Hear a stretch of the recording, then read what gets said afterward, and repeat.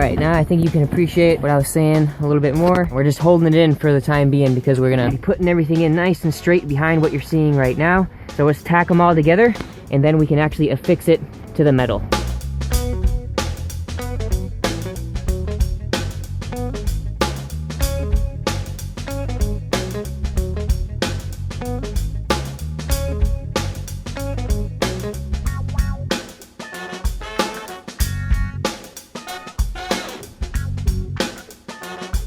We built it outside the vehicle, then put it inside, and that way that all the boards were completely flush, and we bolted it in. I used some of these bolts right here and tons of PL. It's strong.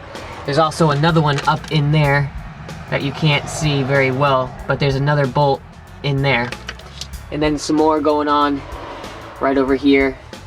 It's strong as heck. And now we're gonna address the floor piece because I think I've already mentioned the floor piece we're saving for the last part of today because it takes the longest to dry. You can barely even see the whole building here. It's crammed spaces, so getting a camera in the action sometimes harder than it seems. So let's go ahead and try to get a little bit more clipagery out of this thing. All right, before we go any further, let's break down how we attach the floor piece above the gas tank. And the goal was to avoid puncturing any metal. So that's why we emptied an entire tube of PL between these two marks. We just laced it with adhesive, literally almost 2 pounds until it wasn't going anywhere.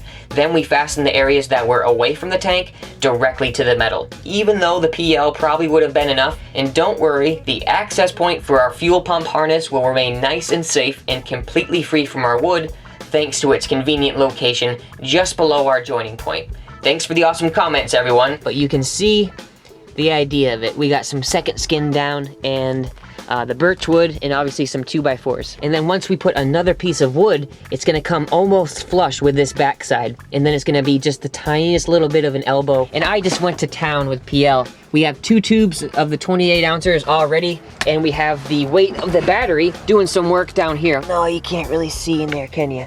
But it's squishing out through the top. You can see that all the bolts were countersunk in, so it's nice and smooth for our piece of wood that's gonna come right to it. Nice and flush. Everything was cut real well and it worked out awesome. All right, YouTubulous, we've had one successful night of letting the bottom floor dry up with the PL, and it's getting a lot firmer, that's for damn sure.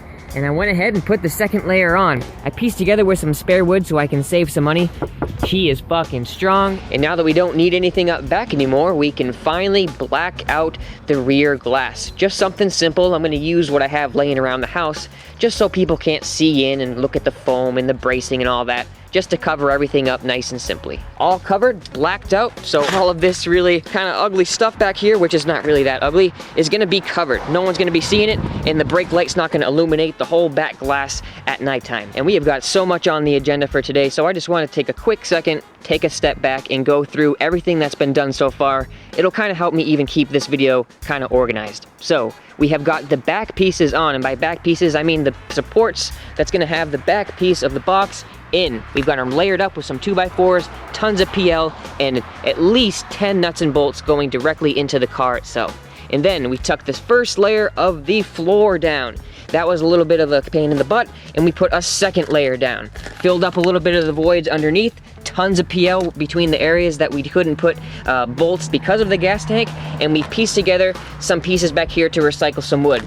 Really, really strong. Everything's finally dried, and she's exactly level to where it needs to be, joining up with our little elbow piece. Everything's drying for the second layer of foam right here. I'm doing it in layers, and the access point for the clips, not the actual fuel pump, is right here, still accessible, and I can reach the clips right there and the part if need be. I don't know if you can see that right there. Also did the second layer of foam right here just to make up for a little bit of voids, and she's gonna come out. It's really not doing too much. It's really just taking up some space just so no depression can happen during the build process. When this is all attached, there's gonna be no way that this can bend up and down. It's just when I'm coming in and out of here for the time being. What is on the agenda for today?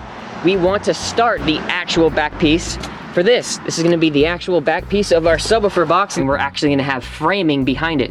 Because we couldn't put the frame right here because of all this metal, all this open space gives us the opportunity to add a little bit more bracing just like this. We just gotta mark out with our Sharpie. Here's the wood that we're gonna be working with today. It's 13 ply birchwood.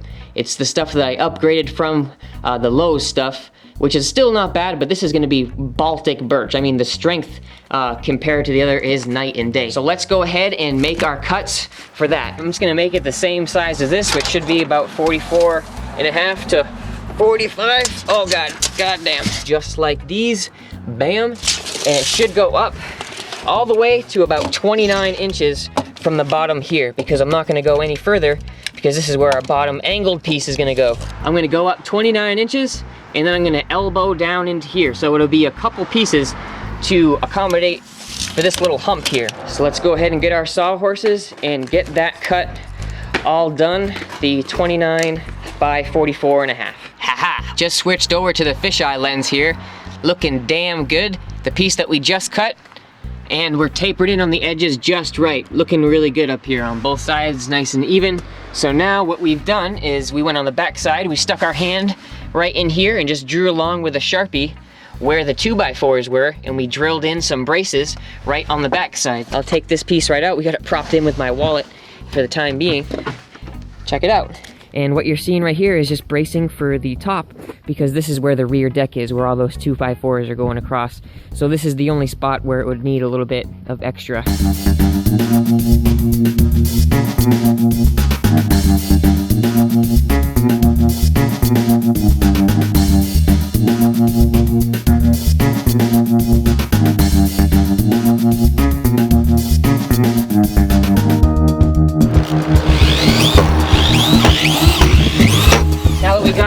We can take these guys out. She's not going anywhere. Now I'm gonna take my 2x4 and pretty much just trace out where the other 2x4s are, and I can just go ahead and easily just blum blum blum without wondering and looking back like if I'm going into a crevice. I'm ready to go, except for the ones that are already in there, and man, she is fucking rock solid.